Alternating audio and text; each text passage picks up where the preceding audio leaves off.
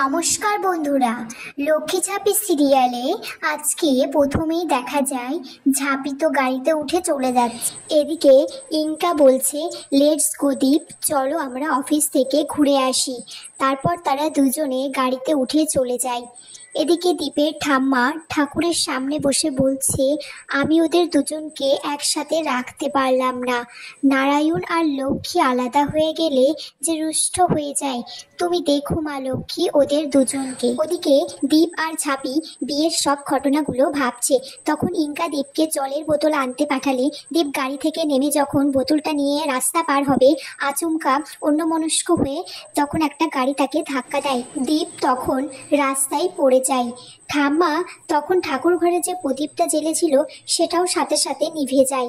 এদিকে ইনকা গাড়ি থেকে নেমে দীপের চোখে মুখে জলে ছিটি দিতে থাকে আর আশেপাশের লোকজনকে বলে, একটু তাড়াতাড়ি ধরে ওনাকে গাড়ি তুলে দিন না, হসপিটালে নিয়ে যেতে হবে। হসপিটালে ডক্টর বলছে, এই মেডিকেশন যদি কোনো কাজ না হয় ইমিডিয়েটলি অন্য কিছু ভাবতে হবে আমাদের। এমআরআই করার ব্যবস্থা করুন তাড়াতাড়ি। তারপর সেখানে দীপের বাবা আসে আর সাথে দীপের মাও আসে, কান্নাকাটি করছে আর বলছে, ইনকা আমার ছেলেটার খুব লেগেছে বলো। ইনকা বলছে, না আন্টি, সেরকম সিরিয়াস কিছু নয়, একটুর জন্য ও বেঁচে গেছে। দীপের ঠাম্মা তখন বলছে, এটা তো হবারই ছিল, লক্ষ্মীনারায়ণ যে আলাদা হয়ে গেছে। ইনকা তখন দীপের বাবাকে বলছে, আঙ্কেল, এখানকার ডক্টররা দীপকে যদি ভালো না করতে পারে আমি ড্যাডকে বলে ওকে কলকাতায় নিয়ে যাওয়ার ব্যবস্থা করছি। দীপের বাবা বলছে, দাঁড়াও তো, বর্ধমানে কি ভালো ডাক্তারের অভাব আছে নাকি?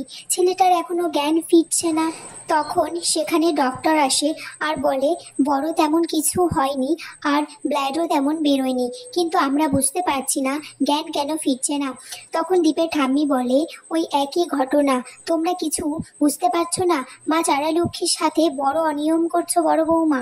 ঝাঁপি যাওয়ার পর থেকেই এমন ঘটনা ঘটছে।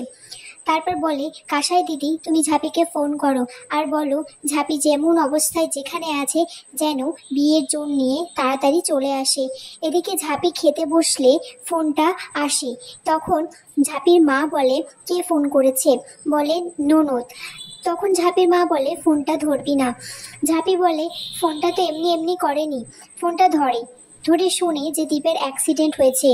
তখন সে ভাত ফেলে উঠে পড়ে আর বলে, আমাকে দীপদার কাছে এক্ষুনি যেতে হবে। ঝাঁপির মা ঝাঁপিকে হাত ধরে আটকায় আর বলে, তোকে কোথাও যেতে হবে না, হসপিটালে ডক্টর আছে, ওনারা দেখে নেবেন। ঝাঁপি বলে, না মা, দীপদা এই বিয়েটা না মানলেও আমি মানি, আর আমি দীপদাকে ভালোবাসি 5 বছর থেকে। এতদিন দরকার পড়েনি তাই বলিনি কথাটা, আজ বলছি। সেদিনের চিঠিটা যাকে ভালোবাসি লিখেছিলাম সেটা আর কেউ নয়, দীপদা।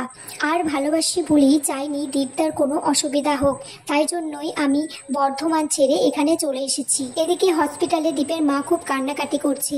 তখন দীপের ঠাম্মি বলছে, কেঁদো না বড় বৌমা, সব ঠিক হয়ে যাবে। ঝাঁপি এসে মাকে ডাকলে দীপ ঠিক হয়ে যাবে, লক্ষ্মীর হাতে নারায়ণের নিরাময় হবে। এদিকে ইনকা রনিতকে বলছে, কোনোভাবে ঝাঁপিকে এখান থেকে তাড়িয়ে দিতে হবে দীপের জ্ঞান ফেরার আগেই। ঝাঁপি হসপিটালে পৌঁছে যায়। তখন রনিতের ঠিক করা সেই ছেলেটা ঝাঁপিকে মিথ্যে বলে হসপিটালের একটা ঘরে আটকে দেয়। এদিকে ডক্টর বলছে, দীপের প্রেশার র্যাপিডলি ফল করছে। তারপর কাসাই আবার ঝাঁপিকে ফোন করে, কিন্তু ফোনটা সেই ছেলেটা নিয়ে সুইচ অফ করে দেয়। ঝাঁপি তারপর কোনো রকমে সেই দরজা খুলে বাইরে বেরিয়ে আসে। আর এখানেই আজকের পর্ব শেষ হয়ে যায় বন্ধুরা।